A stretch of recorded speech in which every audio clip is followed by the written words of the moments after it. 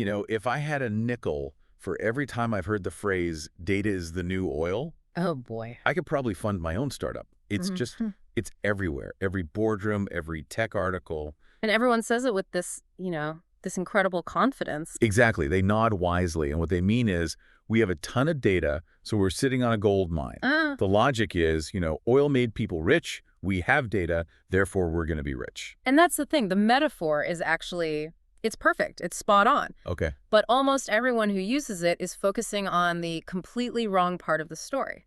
So you're saying hoarding data isn't the winning ticket. That's usually the takeaway. It's the takeaway if you don't really understand the history of industrial capitalism. And this is where we have to look at a really fantastic article by Ryan Collison. It's called AI is the New Oil, but the power isn't where you think. Okay. And Collison's whole point is that the lesson from history, especially from John D. Rockefeller and the Standard Oil, isn't about finding the oil. It's all about refining it. So our mission for this deep dive is to figure out who really holds the power in AI by looking at, 19th century business strategy. Precisely. To understand the future of AI, you have to understand the Pennsylvania oil boom. All right, so take us back there. What was it like? Well, think of the mid-19th century. You had these oil booms just popping up everywhere. Pennsylvania, Texas, even over in Baku. The Wild West, basically. A total Wild West. People were literally just punching holes in the ground and finding oil.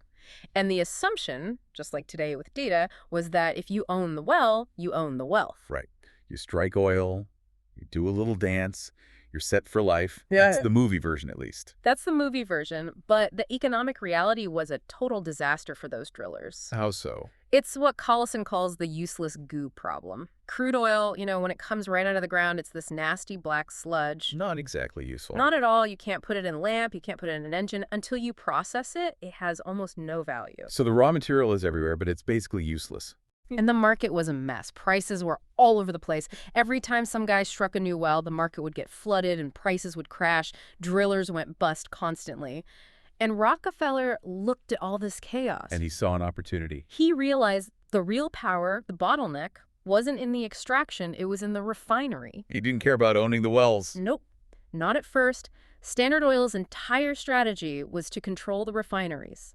They controlled the process that turned that useless goo into standardized, safe kerosene. And because he controlled that transformation layer, he could dictate everything. Wait, walk me through that. If I'm a producer in Pennsylvania with thousands of barrels of crude, why can't I just sell it to someone else? Because there was no one else. Rockefeller bought them all up. He created a choke point. So I have no choice. No choice. If you didn't sell your oil to him at his price, it just sat there. It rotted. It was worthless. He made the producers into price takers. Wow. That is a brutal dynamic. You do all the risky, dirty work of finding the stuff, and the guy who owns the factory downstream makes all the money. It's a classic economic principle. In a resource economy, you have to control the transformation layer. The raw material is usually abundant. The capacity to refine it, that's scarce. And scarcity is where the value is. Okay, let's pull this into today. How does the Rockefeller lesson apply to AI? Because I have CEOs telling me their proprietary data is their big moat. And this is where the analogy gets so powerful and, where a lot of modern strategy just falls apart. In this story, data is the crude oil. We are drowning in it. We are absolutely swimming in it. Every click, every factory sensor, every single transaction, that's crude oil. It's everywhere. And honestly, it's pretty cheap. But just like crude raw data is useless goo. Exactly. You can't just pour a billion rows of unstructured text into a meeting and make a decision. It needs to be refined. So the new refineries, these are the companies building the AI models. Yes. OpenAI, Anthropic, Google, Meta, they are the new Standard Oils. They take the world's raw data, all that text and all those images, and they refine it into capability, into a model that can write code or answer a question. So the value isn't the data itself. No, it's in the transformation of that data into actual intelligence. But hang on. What if I'm a bank or maybe a hospital? I have unique data no one else has. Is that worthless? Surely my crude oil is better than just random internet sludge. It's not worthless, no, but without a refinery, it's what you'd call a stranded asset. A stranded asset? Think about it. You've got petabytes of patient data. Great. Can you actually use it? Can you ask it complex questions in plain English? Not without a massive compute engine, you can't.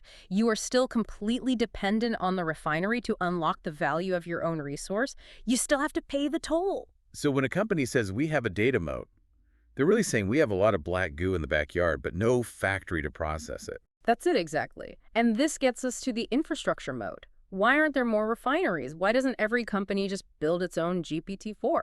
I'm guessing it comes down to money. A lot of money. It's the scale of the money, yes, but it's also the insane complexity.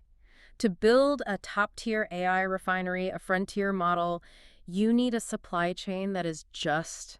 It's Yeah. mind-boggling. You're talking about the chips, the GPUs. Tens of thousands of the most advanced GPUs on the planet. You need data centers that pull megawatts of power. You need cooling systems that are engineering marvels in their own right. And the people, right. You can't just have your IT team run this. That's the other huge piece of the moat. We're talking about a very small number of researchers who understand the alchemy of a training run. The alchemy. I mean, you can burn $50 million on a training run that takes 3 months, and if you got one hyperparameter wrong, or your data wasn't curated just right, the model comes out brain dead, the run fails, that money is just gone. So it's like high-stakes gambling with supercomputers. And very few people know how to play the game. This leads to what the article calls the 10th gallon principle, which is key to the business model. Okay, what's the 10th gallon principle? Think about a real oil refinery. It costs billions to build. But once it's up and running, refining the next gallon of gas costs, what, pennies? Right. It's the same with AI. Training building the refinery costs a fortune. But running one more query, asking one more question, that costs fractions of a cent. So the barrier to entry is astronomical, but once you're in the game, your marginal cost is basically zero. You can undercut everyone. You have marginal cost zero intelligence. And that creates this vicious cycle. The revenue you make funds better research, which lets you build a better refinery, which brings in more revenue. It just compounds. And if you're just a company that's focused on having better data, there's no way to catch up. No way at all. You can't compete with the infrastructure. It really sounds like we're heading for a world with a very small number of extremely powerful players. Yeah. Like we're just rebuilding the old 20th century utility monopolies, but for intelligence. That is the trajectory. And just like oil defined geopolitics in the 20th century, WWII was largely a war for oil access. The Middle East was shaped by it. AI will do the same for the 21st. Collison argues it will play the exact same role. It is a strategic capability. And this must be connected to the chip wars we're always hearing about. The U.S. restrictions on selling advanced chips to China. The source calls that flat-out economic warfare. And when you look at it through this refinery lens, it makes perfect sense. It's a modern-day oil embargo. So the goal isn't to stop China from having data. No, China has more data than anyone. The goal is to deny China the ability to build their own refineries at scale. By cutting off the equipment. Exactly.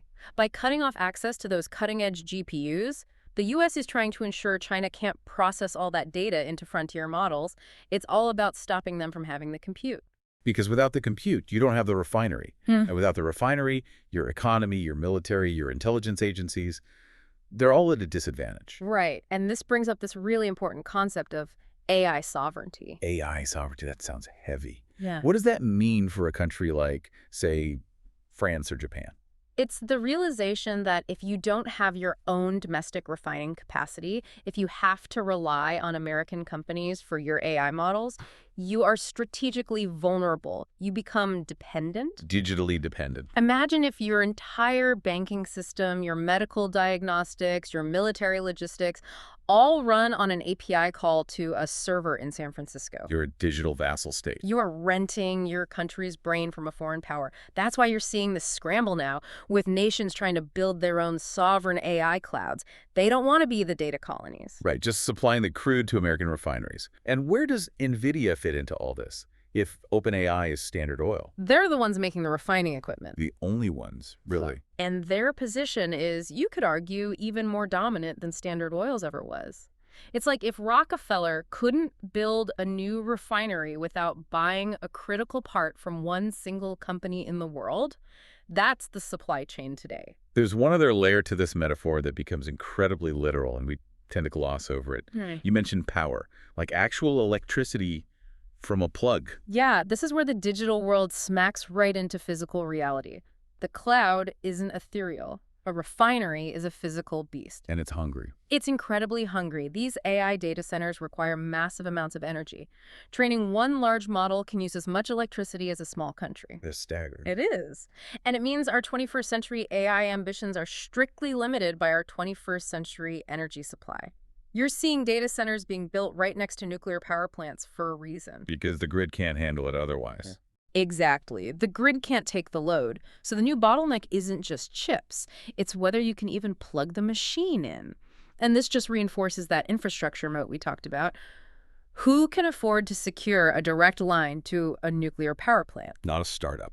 Definitely not a startup. Only a massive refiner or a nation state can play at that level. So, okay, we have these massive entities, the Standard Oils of AI. They control the bottleneck, the capital, the energy.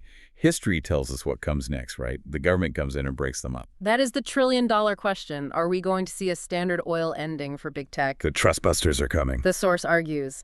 Maybe not this time. Why not? If they have that much power, isn't that the government's job? Well, there are a couple of reasons. First, the timeline. It took decades for the political will to build against Standard Oil. AI has only been this dominant for a handful of years. Tech is moving way faster than bureaucracy. And the second reason? National security. It goes right back to that China point. Right. If you're the U.S. government and you know you're in an AI arms race, do you really want to break up your champions? It would be strategic suicide. Hmm. Hey, let's go cripple our best AI companies while our main rival is pouring state money into theirs. Precisely.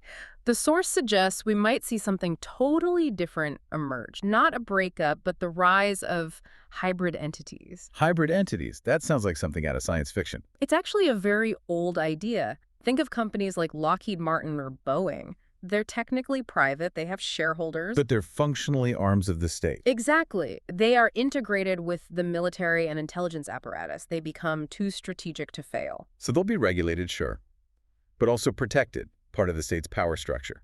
It's a fascinating and, frankly, a little terrifying thought. These companies could end up in this weird space where they're private, but serve a public national security function. Utilities of intelligence. So no trust busting, just a very tight hug from Uncle Sam. That seems to be the way the wind is blowing. If the refinery is the engine of national power, the government is going to want to hold the keys. This really does flip the whole script. We started with data is the new oil, thinking that meant collect all the data. But the reality is, if you don't have a refinery, you're just sitting on a puddle of sludge. That is the key takeaway. The value isn't in hoarding the raw material, it's in the transformation. So what's the actionable advice for someone listening? For their career or their business? I think you have to ask yourself, where do you sit in this value chain? Are you a driller? Or are you building things on top of the refined product? Break that down for me. Well, if your job is just moving data around from one database to another, you're in the crude business, Right. and that work is getting commoditized. But if you're building applications that use the models to solve new problems, that's where the value is moving. And for a business? Don't bet your company's future on having a proprietary data set unless you have a clear path to actually refining it. You need to figure out how to integrate with the big refineries, the major models, to turn your data into actual insight. Don't try to compete with them on infrastructure. You'll lose. Yeah, it's a humbling thought. We all like to think we're Rockefeller, but maybe most of us are just the prospectors getting covered in mud. It's better to know you're covered in mud. At least then you can make a realistic plan. True. Before we go, I want to leave everyone with a final thought to chew on. We talked about compute sovereignty. If controlling the AI refinery allows a nation to set the terms for everyone else, are we heading towards a future where access to AI is used as a weapon? I mean, we've seen oil sanctions bring entire economies to their knees. Imagine an intelligence sanction. What would that even look like? Imagine a country being cut off, not from oil, but from the very ability to solve complex problems efficiently, to innovate, to run their power grid. The digital divide becomes a global canyon. And that's exactly why every nation is now racing to build its own refinery. Well, on that cheerful note, thank you for listening to this deep dive. Hopefully, we've helped refine your thinking on what's really going on in AI. Always a pleasure to process the raw info. See you next time.